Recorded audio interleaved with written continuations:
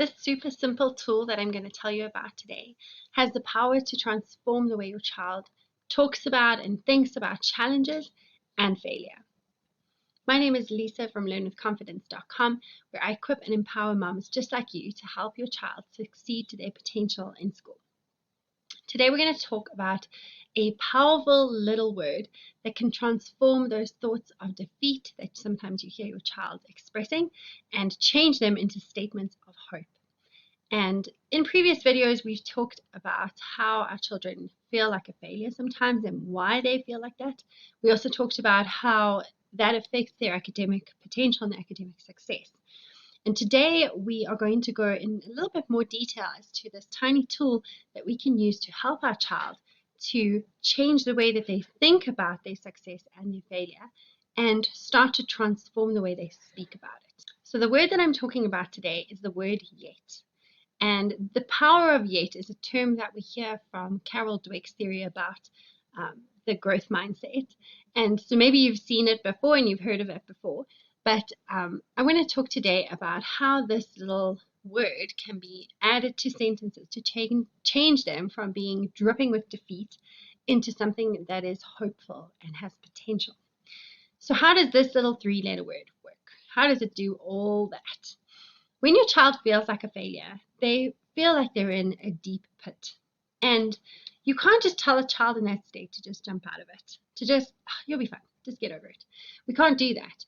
And I think sometimes we'd love to reach down into that pit and haul our child out, but oftentimes that won't work either. And so what we need to do is equip them with some stepping stones that help them to get out of that feeling of failure all by themselves. Because here's the reality. As much as we don't want to hear it as moms, we're not going to always be there for our kids. We're not going to always be around to jump in and swoop in and save the day. And we need to give them the tools that they can use themselves to be able to do this. So this little tool that you can teach your child to use today is something that can make such a big difference for now and for the future. In a statement like, I can't do it, it is so final. It's so defeated. It's so limiting and limited. That's it. I can't do it. I could or I couldn't. I can't. That's the end of the story. However, when we add this little word yet to the end of a sentence like that, we transform it completely into a statement of possibility. So if we say, I can't do it, that's the end of the story. But if we say, I can't do it yet, there's a little bit of hope there. It feels a bit different. Like maybe I can't do it right now, but one day I might be able to. Maybe I need to do a few things to get there, but there's a possibility that I could do this thing that I can't do right now. And so that's how we start to change the way our children talk about failure. So they couldn't do the task. They couldn't get the mark that they wanted. Yet. Right now they couldn't, but one day they can. And let's start equipping our children to be able to speak like that. The action step that we need to take as parents on this level is to be very aware of what we hear in our children. So this starts, the earlier we start, the better, obviously, as with most things, because we are training our child's brain to think in a certain way. And so the earlier we start, we can start to shape those thought processes into that growth mindset, into that hope mindset, rather earlier than later. But if we are at a later stage, it still can be changed. That's the beauty of this way of thinking about our brains. They are always open to change. They're always open to growth and improvement. So that's what we want to do for our children. So let's look at a few very practical examples of things you might hear in your home that you can start to help your child correct. So what we want to do is we want to offer this to our children as a way to reframe what they say. It's really important to hear them and to acknowledge how they feel. We can't just be like, don't say that, just add yet at the end and everything will be fine. Okay, that's not going to be helpful. What we want to do is we acknowledge how they feel about what they're going through. We acknowledge that they feel like they're struggling or like they're failing at something. And then we offer to them another alternative, an alternative that brings a bit of hope and feels a bit better to them. So these are some of the statements you might have heard, and these are kind of the ways that we want to train our child to think. So my hope here is to give you some very practical examples of the way that you can speak with your children about this. So the first one, if they say, I don't know how to do this, I'm sure you've heard that one lots, right? Then we offer to them, well, what if we add yet to the end? I don't know how to do this yet. Like if I ask someone to show me how to do it again, maybe I can learn how to do it. Okay. Second one, I can't get this right. What about saying I can't get this right yet? Like if I keep practicing, maybe I could get it right. There's a little bit of hope there. I can't do fractions. Oh, I love this one. If your kid struggles with math, you'll probably hear this one a lot. Okay. I can't do fractions. What about I can't do fractions yet? I'm going to ask the teacher for some help. I'm going to practice a little bit more. I'm going to try some more examples. And then maybe I could do fractions. I don't know how to study properly. I just can't study. What about I don't know how to study properly yet? I'm going to learn some new study skills. I can go and practice a bit more with some help. Mom and dad could help me with this. And then I can learn how to study properly. What about organizational skills? Does your child struggle with those? I'm just not organized. What about I'm just not organized yet?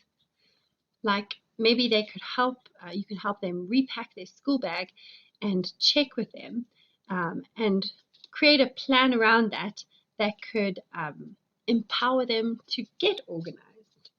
And lastly, what about I don't know how to keep track of all my work? Maybe your child just feels incredibly overwhelmed with the amount of paperwork that they've got going on in their lives. What about I don't know how to keep track of all this work yet? If I ask my mom to help me to plan which books and homework to pack, then maybe I could get organized and I could keep track of my work a bit better. So these are just a few statements that we can actually use, and you've probably heard them 100 times from your child if they struggle with this area in their lives. And we just need to start transforming the way we speak about it. I'll give you such a great example. So I'm recording these videos about the power of yet and talking about it. My daughter's sitting here doing some stuff. And we head down for a snack earlier, and she is trying to scoop the yogurt into a cup to make like a yogi sip milkshake thing. And she's scooping and she's like, I can't do this yet. And I was so proud of her. Like, I haven't taught her any of this stuff. It's just being caught from hearing it and experiencing it. And I think that we have a power in our homes to create a culture of a growth mindset and of a different perspective on things if we just express it often. If our children can feel like this becomes like a natural, like this is how we talk in our family, this is how we talk about our failures, this is how we talk about our struggles, that we're not defeated, that we don't give up, we just keep trying, we just learn from it. If we could take that perspective and create that culture in our homes, we can make such a difference in our children's lives, for now and for their future. So is this something you could use with your child in your home? I think the first step is always awareness. Are we aware of what our children say and how they speak about these things? Becoming aware is super important, because once we can hear it, and now that we've talked about it in this video and you've listened through to this point, you will be aware. You will be aware when your child says, I can't do this, I'm so frustrated. You'll be able to know when they're speaking that over their lives and over their situation. And you'll be able to offer them something that is better. And so I think that's our first step, is being aware of it. And then try a couple of these yet statements. So like I said earlier, you don't want to bombard your child with all of these things at once. They're stepping stones. They're one step towards success. They're one step towards changing their mindset about when they struggle and when they fail. Because failure is just a part of life, and we have to teach our children to do the things that they need to do to be able to fail well, if we can say it like that, so that they can learn from their mistakes, they can learn from the challenges, and that they can succeed in the future. So I'd love to know in the comments below how you will transform the statements in your home. And then don't forget to like and subscribe as well, so that other parents who are in the same situation as you can also find these videos easily. Take care, and I hope this will help you in your home and with your family, and I will see you in the next video.